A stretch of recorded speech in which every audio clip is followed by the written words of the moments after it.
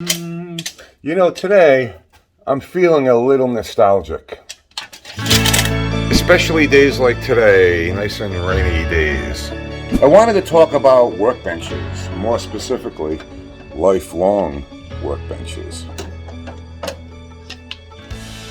The kind that would be handed down to your kids when you're long gone. I'll be thinking for some of us that were lucky enough to remember as kids watching your father or grandfather working over these benches. I can remember my grandfather's workbench as a child. Home built and full of imperfections.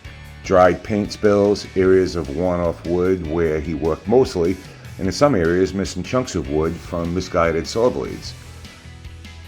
Often I think about that bench and how I would as a child play on it and pretend to build stuff when he wasn't around, and wish to this day, 40 years later, I still could. So this got me thinking about my own workbench and how I would like to keep it in somewhat decent shape for my kids to have one day. So that is a plan, a little bit of a workbench overhaul. Here is my bench. I built this roughly in 2005. And at the time of this video that I'm recording this is 2021, so it's roughly 16 years old. The overall dimensions of the top, not including the vise, is 26 inches wide by 44 inches long. And at the time when I built this, I wanted to keep it somewhat compact because I already had a prep table in my other space, which was large enough to accommodate large glue-ups. So I wanted something that was somewhat compact and robust. The actual bench top material came from an old table that was given to me by one of my neighbors, and I believe it was like 1.5 inch hard maple, if I'm not mistaken. And the leg substructure, frame substructure, is built out of just random materials. This is just typical 4x4 stock. I used mortise and tenon joinery, and as you can see, there are some battle scars. It's gotten a lot of use over the years, and I have a set of 6 dog holes on this side and a set of 6 on this side as well. The vise itself is a brink and cotton vise. I think I bought this in Woodworker's warehouse back in the day. As you can see, never really got around to finishing it. I put it right to work. I think my overall intent was to put either cabinet doors down here or maybe a set of drawers. I'm not sure why I never finished it, but I'm thinking maybe I should show it some love and try to organize and get it done.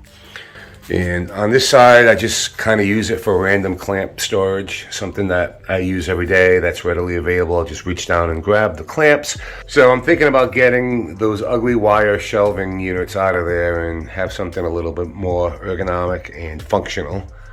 Like I was saying earlier, you know, this is something I would like to pass down to my kids if they want it. Just kind of remind them of their dad laboring over the bench. All right, so I have a relatively short list of must-do items that, well, I should say I broke it out into must-haves and a wish list pretty much. So first on my list is obviously I want to refinish the surface of my bench. I don't want to go too crazy with fixing any imperfections or mishaps, but what I want to do is sand it back and try to finish areas like where I have little holes or divots in the top surface of the bench. That I definitely want to address. So that's definitely a must-have and high on the list. So mobility is the next thing. I find myself moving my bench around from time to time depending on the project. Sometimes I use it as a bench for holding small machinery like a mortising machine or a belt sander, or for whatever purpose I'm using it for, I find myself moving it around. So I think a good set of casters will definitely improve my user experience. So that's definitely high on my list, mobility. I have to figure out what's going on with the racking issue on my vise. I'm not sure if I'm going to be able to resolve it, but I'll definitely look into it. Also, next on my list is a better storage solution. This is like the wasteland down there. It's turned out to be like the catch-all. So I need to get all of that out and figure out a better storage solution. Either shelving with cabinet doors or a set of drawers. And that's it. It's a fairly short list of must-haves, and better solutions for my workbench.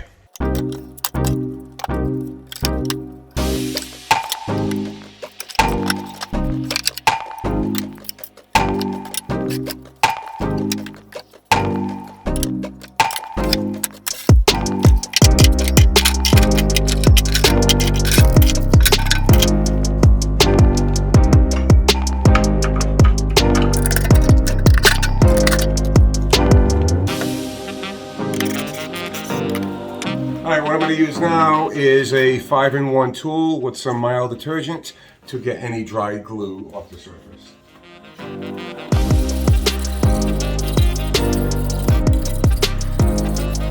Really quick before I start sanding, what I'm going to do is fill in some of these larger holes in the surface.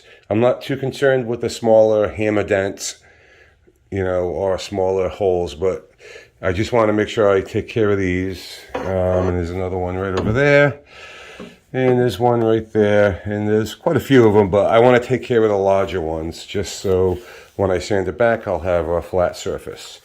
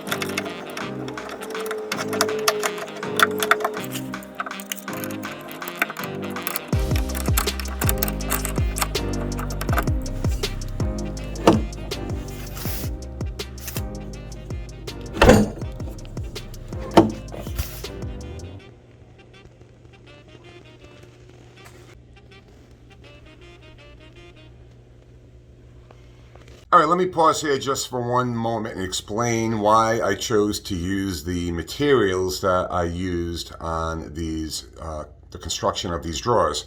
I did go out locally to some of my big box stores to price out the lumber, the dimensional lumber that I would need, which wasn't much, and lo and behold, I think the pricing came out to about $180. So I decided not to go that route, and this was just for B grade, contractor grade, small sheets of plywood and a couple of pine boards. So unfortunately, I did have to compromise the size of the drawers, considering what I had in my workspace to use for scrap wood.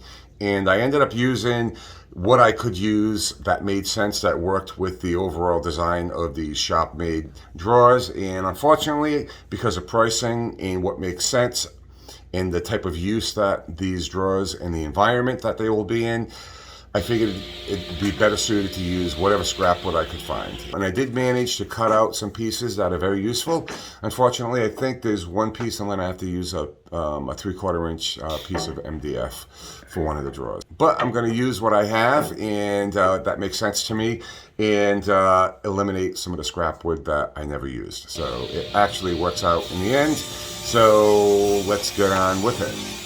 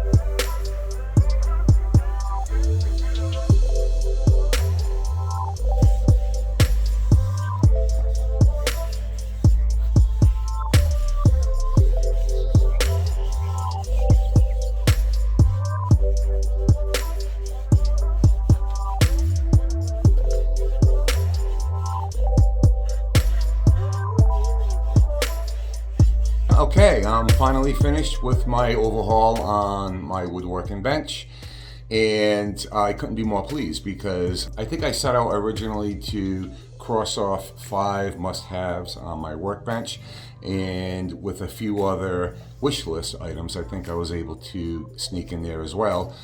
The biggest accomplishment was totally resurfacing the whole bench top. I wasn't gonna get that involved in it, but I decided, well, I'm doing it, I may as well just do it all. And I brought it down to bare wood. I managed to somewhat fix a lot of the imperfections on the bench top. You know, I get rid of some of the tooling marks, some of the saw cuts on the surface, and also some of the holes that, you know, from left behind from hammers. But, you know, I left everything else because, you know, the bench, I believe, like I said, tells a story of, you know, its years of service, but it also needs to be functional as well. So along with resurfacing the bench top, I also, one of the biggest things was adding mobility to it. And I added heavy duty casters, and I love these things. The link will be in the description below. Typically they're mounted on the outside of the legs, but I wanted to put them on the inside because I just didn't want to be kicking them all the time, because they do stick out about 4 inches. The foot lever sticks out about 4 inches, so I opted to put them on the inside, and it works out well.